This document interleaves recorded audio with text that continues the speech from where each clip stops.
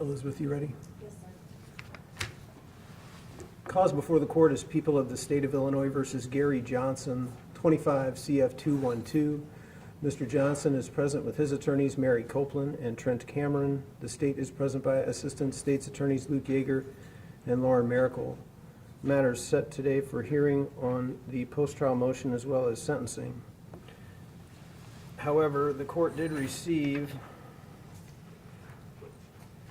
a motion from the defendant. It was filed April 2nd, and in it, he makes allegations of ineffective assistance of counsel. The motion's titled Motion for Vacate Verdict, but the content of it is comprised mostly of complaints about ineffective assistance. So I need to inquire about those before we go any further. So, Mr. Johnson, I'd like to talk with you about these issues you've set forth in your motion. The first issue you set forth, and I'll quote you, quote, "My counsel's failure to request and the vehement refusal of putting a motion to suppress the illegally seized gun and shoes." So you're complaining that Ms. Copeland failed to file that motion to suppress, is that right, Mr. Johnson? Yes, sir. Is there anything else you want to tell me about that? Or why you think that's an issue? Other than what you put in your motion? What do I think of the issue? Right. Is there anything else you want to tell me about that? Why do you think she was ineffective for failing to file that motion to suppress? Anything you want to tell me to support that belief? The video of the body cam footage is there as an officer when he made a statement saying that he dropped it on the bed instead of the bag in the closet where the first picture took photos of. And I think you had put that in your motion to suppress evidence. It was actually file stamp March 9th. I think you sent it in several days before that, but in your suppression of evidence motion that's file stamp March 9th, paragraph 2, paragraph 1 says, "You argue that police officers conducted an illegal and invalid search of my home as they," that word's cut off, "maybe saw it or see it before the issuance of a search warrant. I argue the police officers illegally seized a gun from the residence, and that gun induced me to confess that the gun belonged to me.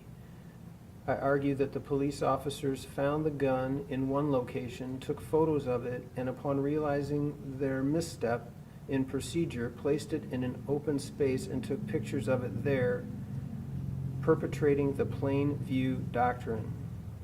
My evidence supporting my claims are the body cam footage of police officers on January 24th, 2025, my subsequent arrest on a failure to report warrant, and my interrogation at the Collinsville PD on January 24th, 2025, when I was shown said gun on detective's phone, an audio recording of him stating where it was found or located.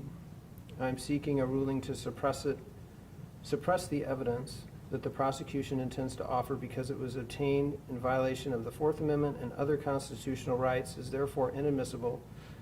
I ask that the gun and subsequent confession of gun be excluded from the evidence." So that was what your motion said. Is there anything you wish to add to that as far as reasons you believe Ms. Copeland was ineffective for failing to file a motion to suppress evidence regarding the gun and shoes seized from your house? All right. So the next issue you raised in your what you titled motion for vacate verdict was, quote, "Counsel's failure to seek medical expert consultation by not obtaining a mental health screening." Is there anything you want to add or explain there, Mr. Johnson? I'm sorry, I can't. Yeah, you need to speak up, Mr. Johnson, please. She assessed me off her own, just by looking and saying that I was fit, that she felt that I didn't need an assessment. Knowing that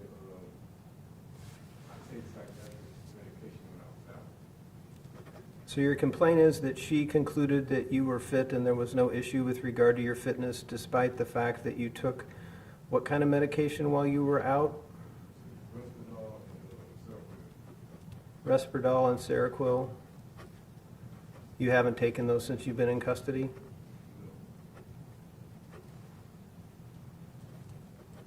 Anything else you want to say about that?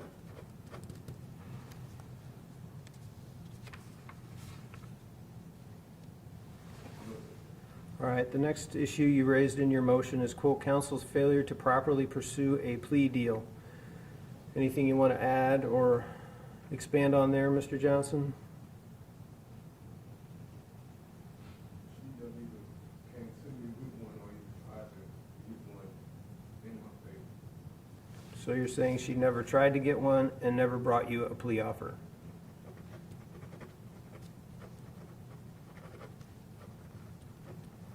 Anything else with regard to that issue? Anything else, Mr. Johnson, on that one? Yes, I asked the case law for courtside with I just need to know, is there any other factual allegations you're making? I don't necessarily need case law. no.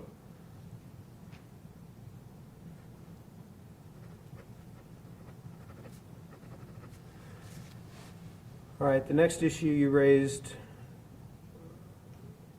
it's, quote, my counsel's cumulative errors prejudiced me to entertain a bench trial, being afraid of inadequate representation in a jury trial after repeated requests for a new counsel, which were denied because my counsel presented them in terms of me going pro se, which was wrong.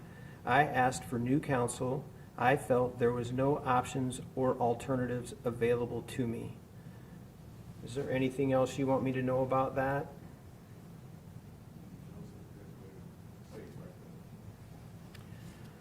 You didn't put it in your, I believe that's everything that's set forth in your motion to vacate verdict as you styled it, which was filed April 2nd, 2016. You did not include, you filed a motion to suppress the gun and the shoes. It was a pro se motion, which the court doesn't address because you're represented by counsel. But you filed that, but you also filed a motion to suppress your prior murder conviction. Do you remember that?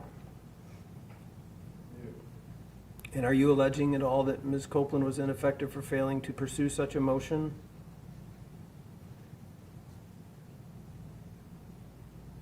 Yes, sir. All right. Any other issues you want to raise that you believe show ineffective assistance on Ms. Copeland's part? No, sir. Thank you. So Ms. Copeland, I'm going to turn to you. I'm going to go through these in order, same order I went through them with Mr. Johnson. The first question is, can you explain your not filing or refusing to file a motion to suppress the gun and shoes that were seized from the defendant's home? Yes, Your Honor, thank you. I do recall having several conversations. We talked extensively about the gun. The shoes we may have mentioned, but mostly we discussed the gun. Essentially, there was no legal basis to file a motion to suppress the gun. We looked closely, Trent and I, at the application for the search warrant, at the search warrant, at the return. We showed that to Mr. Johnson. We viewed the body cam footage. Again, we found nothing in the search warrant that raised any issues whatsoever. It appeared to all. There was nothing that appeared illegal in any way, shape, or form. We watched the body cam footage in where the officers found the gun in the home, and they were operating under, as far as I could tell, a lawful search warrant at that time. There's a bit of a discrepancy, if you can even call it that, in that the officers were searching a closet. They grab a bag that has shoes, clothing items in a bag. They dump that bag out on the bed, and that is where they first see the firearm. So, like I said, I don't even know if you described it as a discrepancy, but essentially they didn't find the gun until they saw it on the bed. But it was removed from the closet inside a bag where they could not see it. Again, I saw no wrongdoing on the part of the police with any of those aspects, saw no legal reason to move the suppress to the gun or the shoes, quite frankly. And the actions that you're referring to where they removed something from the closet, dumped it out on the bed, that was all pursuant to a search warrant? Yes, they had a lawful search warrant to search all of Mr. Johnson's residence. Thank you. The next issue, as he phrased it, is, quote, counsel's failure to seek medical expert consultation by not obtaining a mental health screening. He further indicated today that basically you determined on your own that he was fit, despite the fact it was known to you that he had been taking some sort of psychotropic medication, or at least certain medications prior to his being incarcerated. What do you have to say about that, Ms. Copeland? Thank you, Your Honor. As you're well aware, I am required to have a bona fide doubt as to fitness before I am allowed to ask the court to appoint a doctor to examine Mr. Johnson. I never had a bona fide doubt as to his fitness. While I was aware that he had been on some medications and had suffered some mental illness in the past, that is simply not enough to rise to the level of having a bona fide doubt as to his fitness. There was no legal defense that could have been developed through any type of psychological exam. His mental health is not relevant to any issue at trial, and I do not believe it would have even been allowed into evidence. As a practical matter, if the law didn't strip us of all ability to have a real sentencing hearing and it wasn't mandatory life, I certainly may have looked at having a psychological evaluation done on Mr. Johnson for the purposes of sentencing. However, because the sentence is a mandatory natural life, there seemed no useful purpose in having any type of psychological exam done after the fact. So those are all the reasons, Your Honor, that I did not have a psychological exam done on Mr. Johnson. Thank you. The next issue he raised was your failure to properly pursue a plea deal. That's his phrasing. And that you never tried to get him an offer from the state, and that you never brought him any type of offer. What's your response to that, Ms. Copeland? Well, in some ways it's true, and that's because the legislature's taken that ability from me to negotiate him a plea deal. I actually did a lot of research. I tried my best to see if there was any way around the mandatory life sentence. There simply wasn't, and there simply isn't. The state was unwilling to amend the charge to anything other than first-degree murder, and this is the mandatory sentence. So I did try to work to try to get Gary some benefit for pleading guilty, and that is what is so frustrating about the law that requires these mandatory sentences. You know, I wanted to get Gary some benefit for pleading, for potentially pleading guilty and or cooperating with the state against, in the prosecution of those other co-defendants, but I am not able to do that. I simply am not able to do that under current law. So you did discuss with the state any sort of alternative to a natural life sentence as far as a reduced charge or any other benefit they might be able to give him if he were to cooperate? Yes, sir. We had multiple discussions. Thank you. The next issue he raised, and it's lengthy, I'll restate it. My counsel's cumulative errors prejudiced me to entertain a bench trial, being afraid of inadequate representation in a jury trial after repeated requests for a new counsel, which were denied because my counsel presented them in terms of me going pro se, which was wrong. I asked for new counsel. I felt there was no options or alternatives available to me. So I guess this is going to, I know that Mr. Johnson, you actually filed, I believe, 3 motions to withdraw at Mr. Johnson's request over the period of time this case has been pending.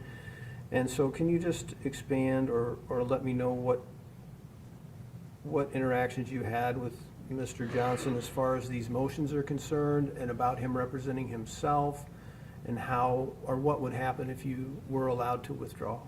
Yes, Your Honor, thank you. That's correct. There were 3 motions to withdraw that I filed based on Mr. Johnson's request.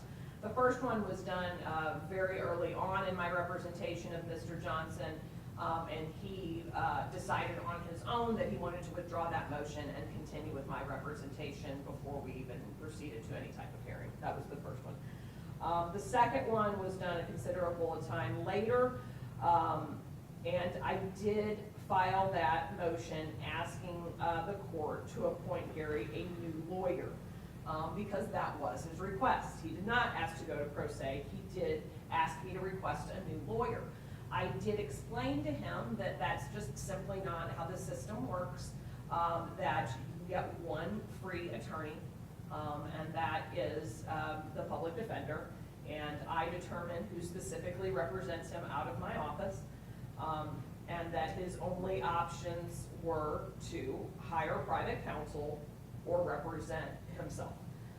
He still wanted me to go forward with that motion, so based on his request, we did that. We had a hearing on that matter, and his request to get new counsel was denied. After that hearing, I explained to Gary again, he was very frustrated that I was still representing him. I explained to him again that he does not get to have another free lawyer appointed to him. So again, I told him that the only way that I wouldn't be the one representing him were to be if he would hire private counsel or represent himself. At that point, he told me go ahead and file the motion so that he would proceed pro se, and I did that at his request. After that conversation, I'll leave it at that. That was the extent of it. I explained to him many times, again, Your Honor, that those simply are the options, and the court explained that to him as well. So basically, your policy is that the public defender appointment is what attorney actually handles it in your office is your decision, since you are the public defender, and you don't permit the defendant to basically choose which public defender they get? Is that what I'm gleaning from that?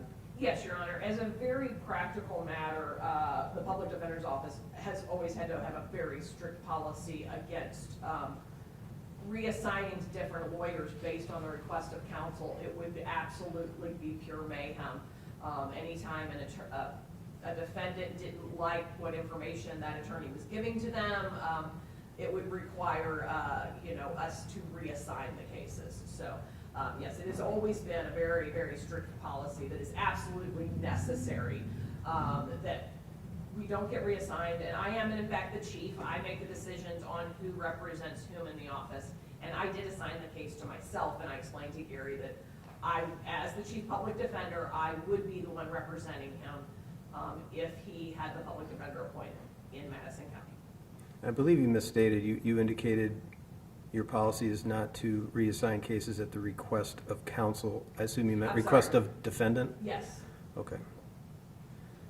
Although I'd also say we don't generally reassign at the request of counsel either, but yes, I did misspeak there. Thank you, Judge. Thank you. Next issue, he indicated just today, he didn't put it in his written motion, but he did file a motion seeking suppression of his prior murder conviction, and he is complaining today that you did not do that. Any comments on that?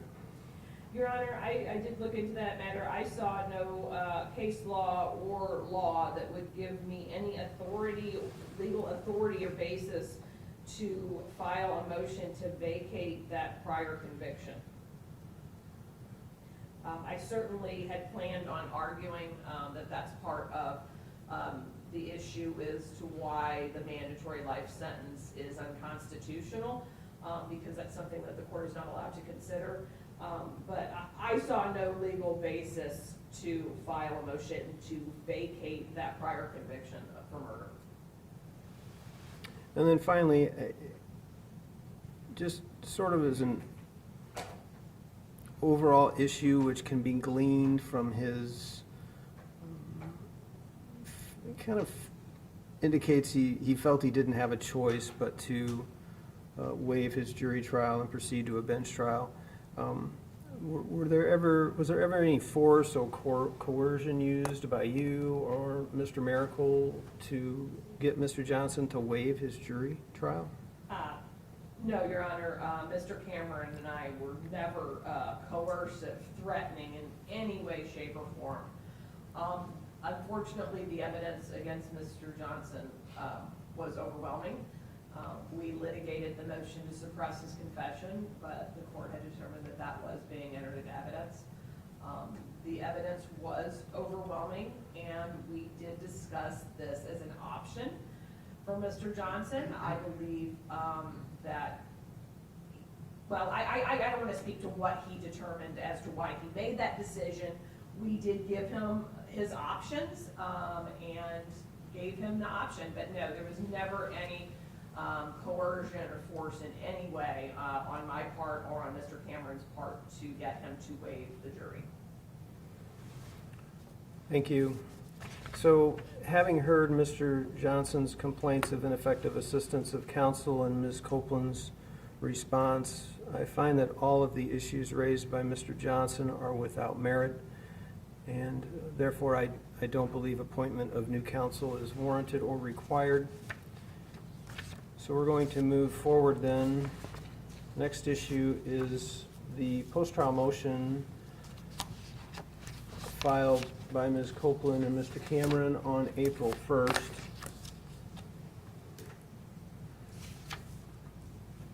Ms. Copeland, any argument or anything in addition to what you have set forth in your motion?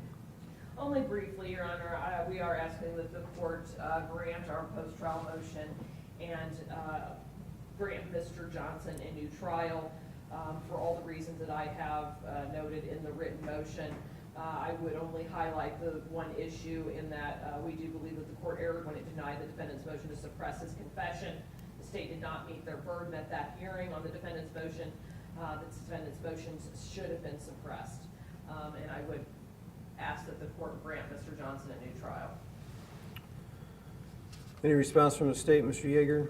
Your Honor, we believe that the court was correct in its ruling. There was no coercion or coercive tactics used during his interviews.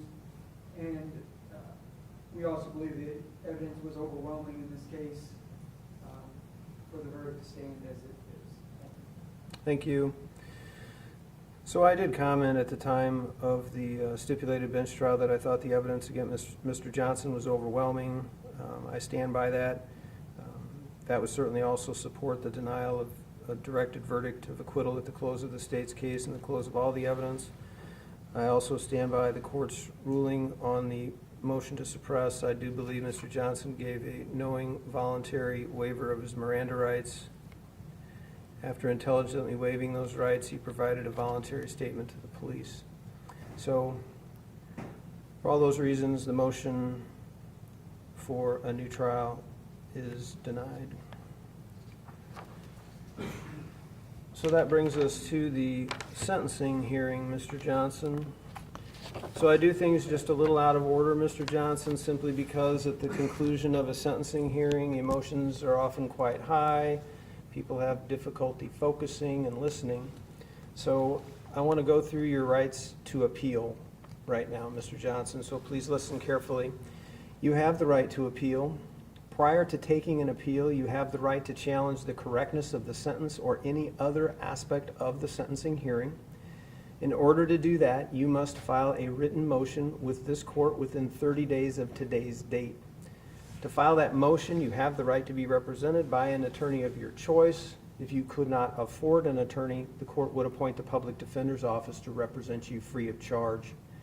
In that motion, you must set forth every issue or claim of error regarding the sentence imposed or the sentencing hearing. Any claim of error not raised in your motion regarding the sentence or the sentencing hearing would be deemed waived for appeal purposes. What that means is that you could not then raise that issue on any subsequent appeal. You also have the right to appeal the judgment of conviction in this case. In order to do that, you would need to file a notice of appeal with this court within 30 days of today's date. However, should you file a motion to reconsider or challenge the sentence imposed today, that notice of appeal would need to be filed within 30 days from the entry of an order disposing of your motion to reconsider your sentence or challenge the sentencing hearing.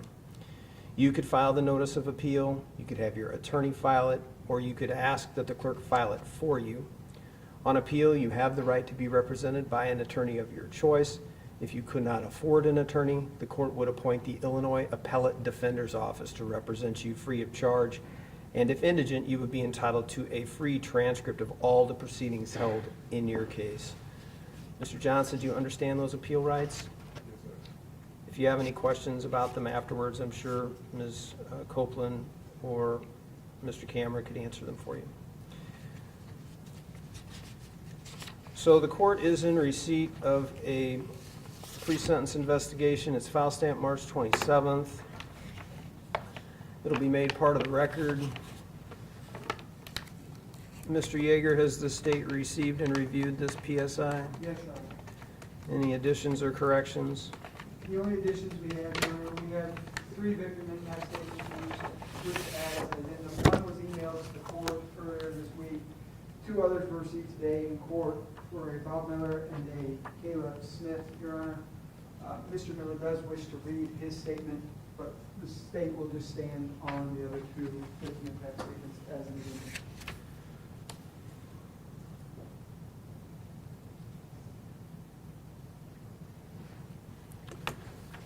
So Ms. Copeland, have you received these 3 victim impact statements? I have, Your Honor. Any issues or objections? No, Your Honor. So the 3 victim impact statements will be made part of the pre-sentence investigation, and certainly any one of these 3 people who wishes to read their statements may do so. So Ms. Copeland, have you received the PSI as well, reviewed it with your client? Yes, Your Honor. Any additions or corrections? No, Your Honor. State, evidence and aggravation. Your Honor, the state is going to move to admit People's Exhibit 4. It is a certified conviction showing the defendant is in fact convicted of first-degree murder, and that conviction was entered prior to the date of this offense.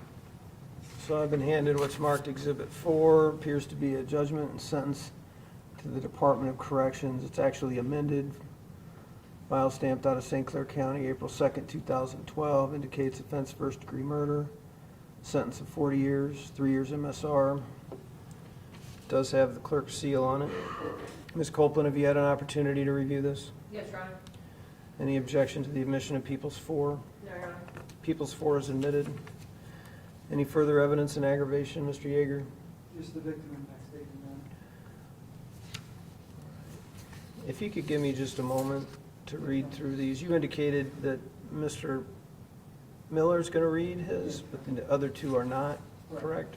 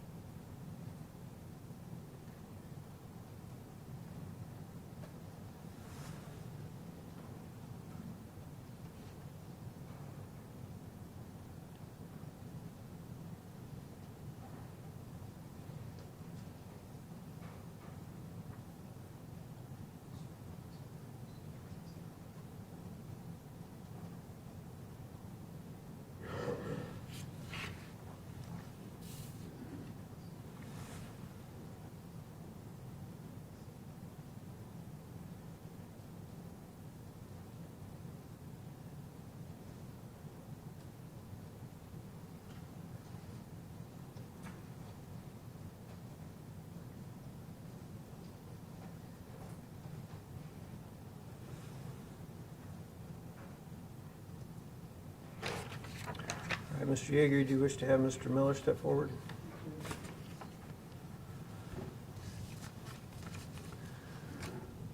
Morning, sir. If you could please come around and have a seat in the witness stand.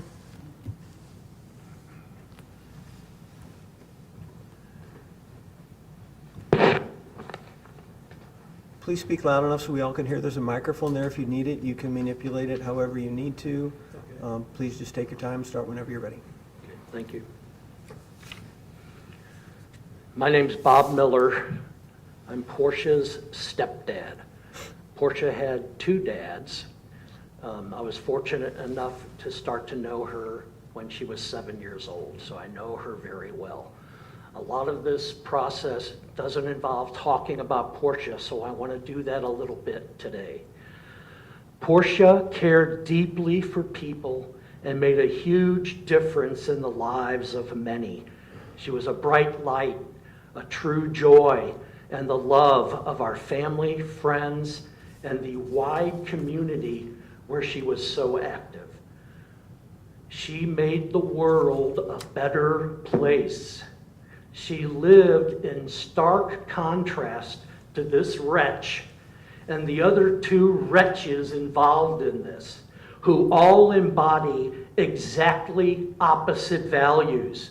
They conspired, planned, and acted to assassinate Portia, extinguishing a beautiful life full of promise and destroying her family and friends in the process.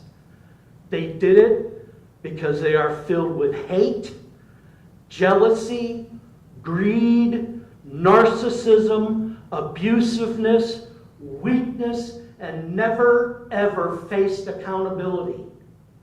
They embody pure selfishness, leading to a complete disregard for the value of human life. They are cowards, they are evil, half men at best, stains who climbed from humanity's cesspool. For these reasons, Your Honor, I implore you to hand down the maximum sentence to keep these stains from slithering in our world any longer. We all know far too well that putting them away forever won't bring Portia back. But it will make this broken world a better place. And it will provide Portia's family, friends, and community an inch towards justice. Thank you, Your Honor. Thank you, sir.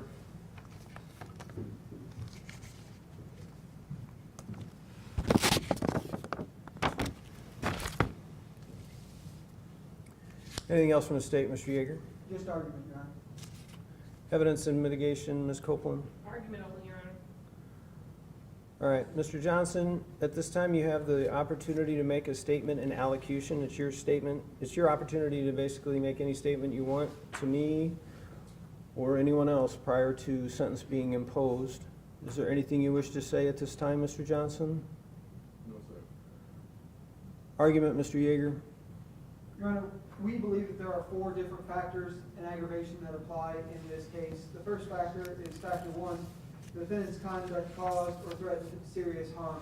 Now, while it is no doubt that Portia Rowland suffered the ultimate price in this crime, she was shot outside of her residence on that morning trying to go to work repeatedly. That is not the only serious harm that was threatened. And while it is inherent in the crime, she lives in a residential community with other nearby homes. As a matter of fact, homes that caught this crime on their home surveillance system. And bullets do not stop. They continue to travel. And he threatened the lives of everybody that lives in that residential neighborhood, not just Portia that day when he decided to repeatedly shoot Portia Rowland to death on that morning. Factor number two, the defendant received compensation for committing this offense. As in paragraph 12 of the stipulation that was entered in the stipulated bench trial, this defendant was offered $10,000 to kill Portia Rowland. And the day after she died, having previously been served his 5-day eviction notice on January 8th of 2025, He miraculously came up with $2,606 to pay his back rent. That was in paragraph 21 of the stipulated bench trial. We believe that he was paid that $10,000 and was compensated for the death of Portia Rowland. We believe factor 3 is applicable. The defendant has a history of prior delinquency or criminal activity. As outlined in the pre-sentence investigation, Your Honor, the defendant had his first case in 1996, 96 JD 79, battery case, then 97 CF 23, possession of a stolen vehicle, in which he received probation in February of 1997, then in 97 CF 632, as the court has previously indicated and People's Exhibit 4 demonstrates, he was convicted of first-degree murder and sentenced to 40 years in the Department of Corrections on July 10th of 2000. He also, while in our jail on 8/28 of 25, received a 72-hour lockdown for once again arguing and cursing with staff. Your Honor, a history of violence, a history of force. We also believe factor number 7, the sentence is necessary to deter others from committing this same crime. Your Honor, there is a rampant outbreak in gun violence in the community. It is tearing communities apart. It is tearing families like Portia's apart. We believe that a stiff sentence is necessary to send to all individuals that gun violence will not be accepted, that the improper or illegal use of firearms will not be tolerated and will be met with the stiffest possible penalties that can be assessed. Now, Your Honor, as to a sentence in this, I believe the statute is 730 ILCS 5/5-8-1A1C is clear. This defendant must face and be sentenced to natural life. This is his second conviction for first-degree murder. He is over the age of 18, and there is no other sentence that this court can impose. And we ask that you would impose that sentence. Thank you, Your Honor. Thank you. Ms. Copeland, argument? Thank you, Your Honor. Your Honor, today, as you know, the court has no discretion in what sentence they are handing down. The legislature has removed that power from the judiciary. However, we're still required to go through other requirements of the sentencing statute. For instance, somebody from the probation department had to go interview Mr. Johnson and collect all these records and make all these copies. And we had to schedule all of these hearings, and we had to require a hearing that requires a court reporter. And we have to do all this when seemingly there's no point, because the law has indicated that you have no discretion today. And I thought to myself, why would we have to do this? And I can only come up with one logical conclusion, and that would be because at least some members of the legislature thought it was important to be able to preserve this issue and to be able to make a record. Because mandatory sentences do raise significant constitutional issues. Mandatory sentences in general raise constitutional issues. Mandatory life sentences raise significant constitutional issues. Any law that removes discretion from the court during any phase of the judicial process, but in this case during sentencing, raises constitutional issues as it infringes upon the judiciary branch. Every case and every defendant should be treated and examined individually to determine what is just, and the court should be the one making that determination. Removing this power from the court not only infringes on the judicial branch, but it violates a defendant's due process rights and his right to be free from cruel and unusual punishment. When a court is prohibited from taking into account a defendant's circumstances, prohibited from assessing and considering factors in mitigation, it strips the defendant of the protection against cruel and unusual punishment. The sections of these statutes that govern what is to be done today are contradictory in nature.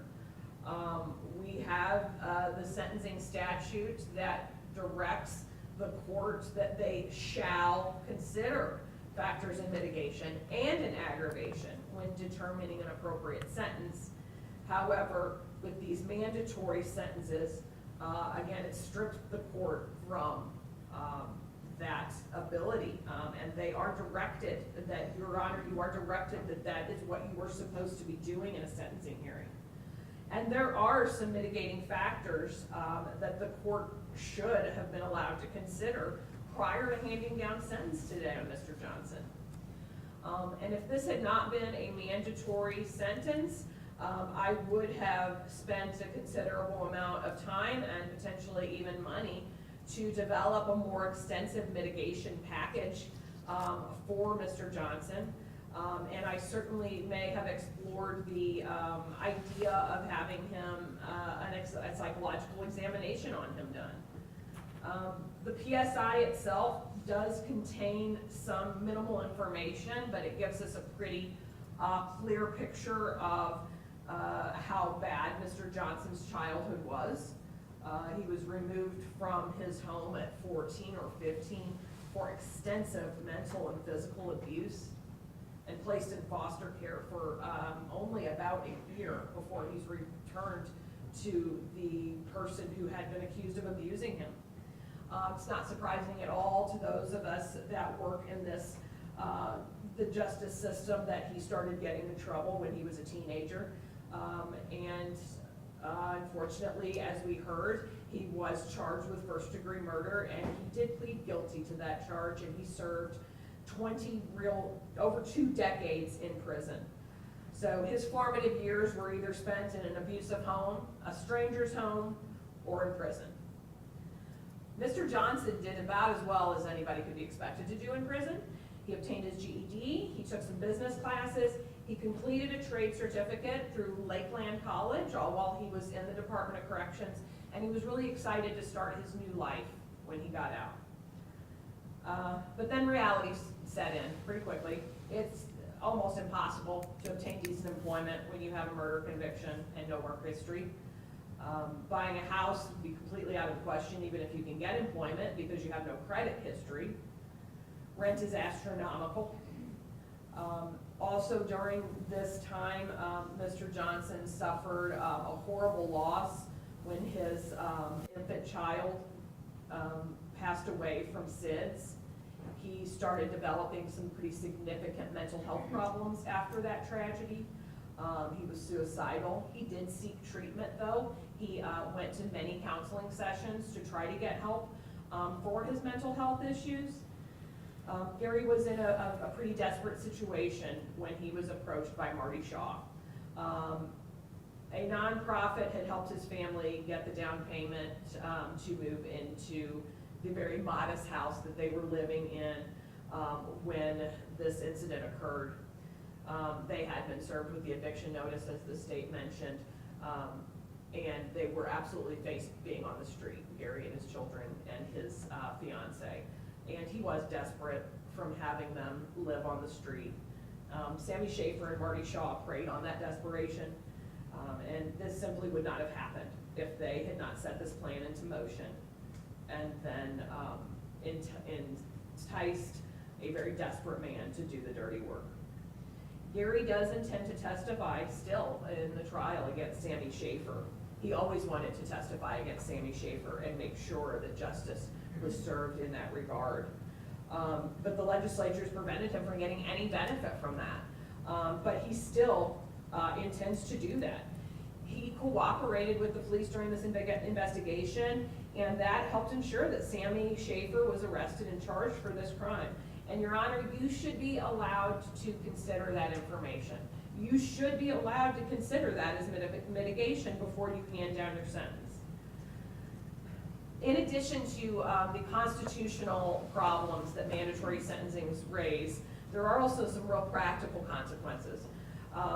as I mentioned, it removes the ability for us to do our jobs. It removes the ability for me to do my job. A big part of our jobs is to negotiate.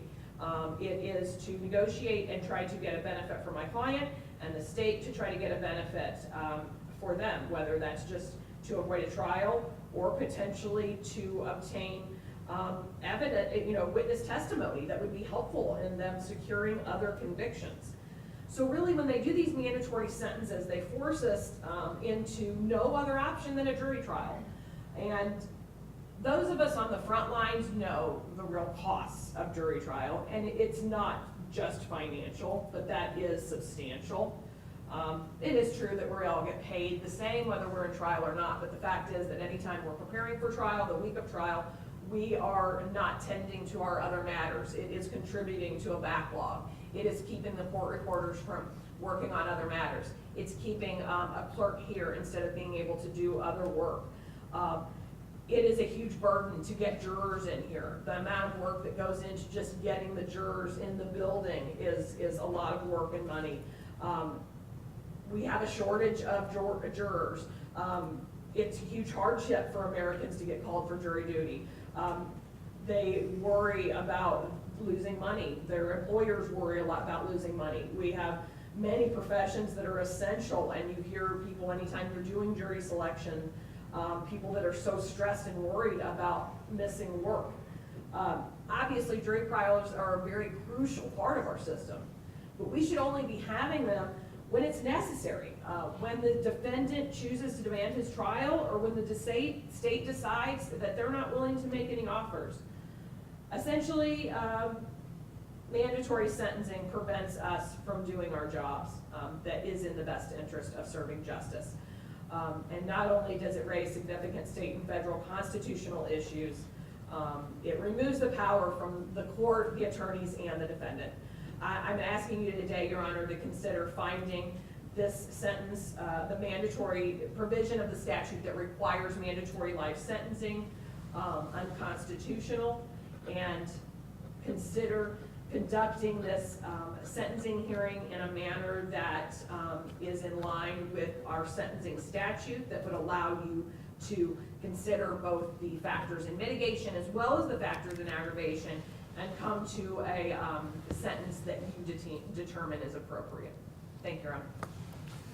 So, Ms. Copeland, you had mentioned that you believe there are factors in mitigation which apply. Yes, sir. Can you point out and explain that, please? I would say that number 5 applies, as well as, I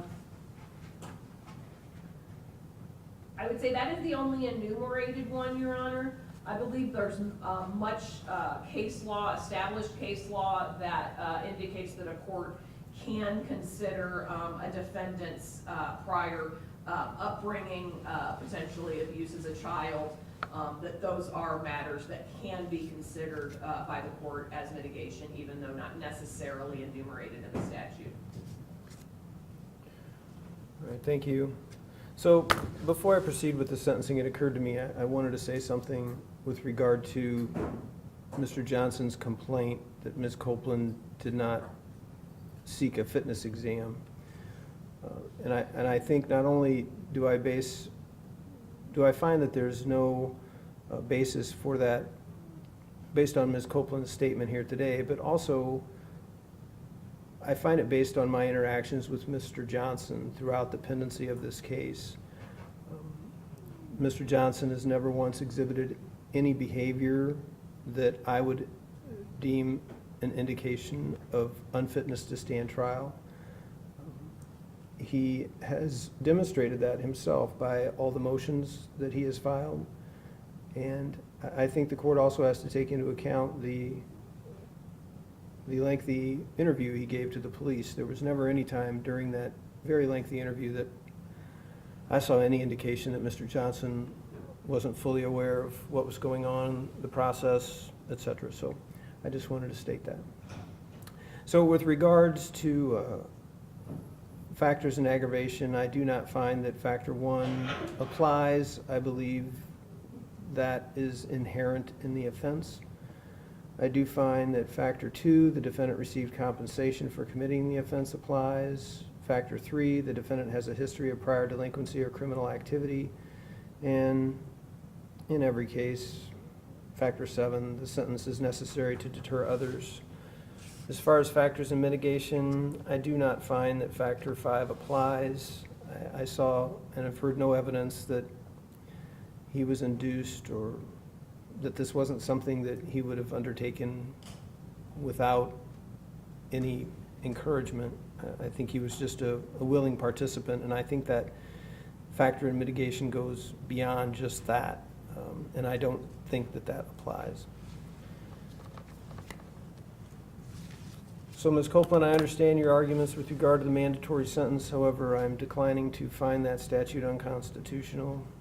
I will state for the record the court has considered the evidence adduced at trial, the pre-sentence investigation, the history, character, and attitude of the defendant, the evidence and arguments presented here today. The court does consider the financial impact of incarceration, and I've already stated the factors in aggravation and mitigation, which I believe apply here.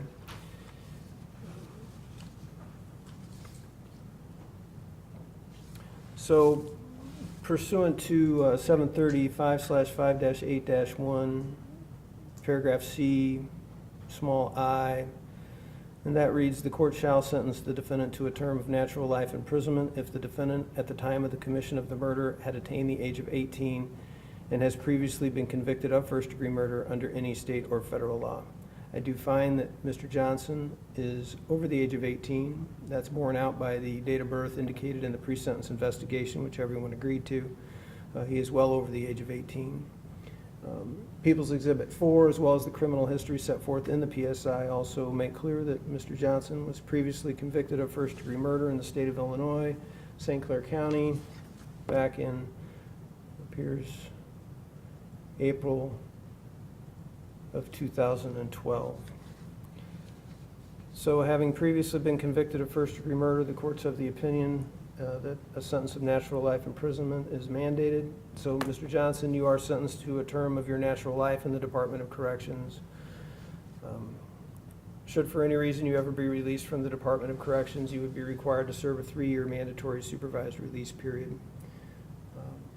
The court did make a finding that the defendant personally discharged a firearm during the commission of this offense. However, I'm not considering any of that at this point because of the mandatory natural life sentence mandated by statute.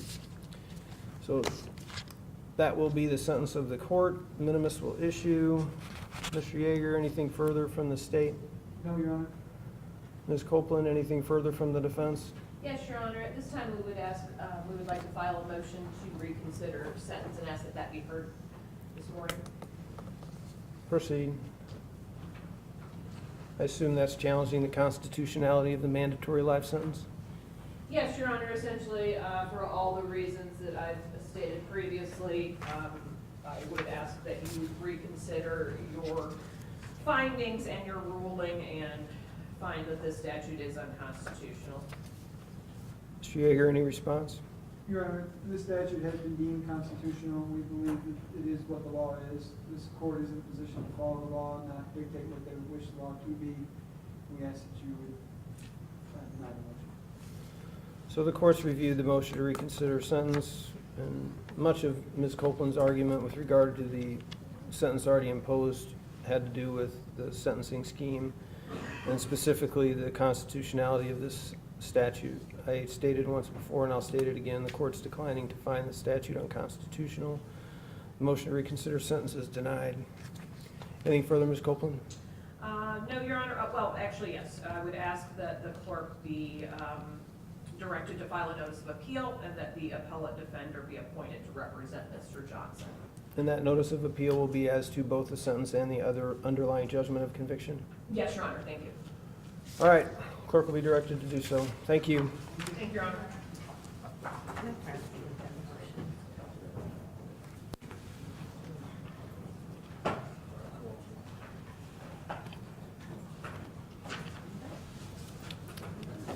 Do I still need a credit for timeshare sheet for the minimus? I think so.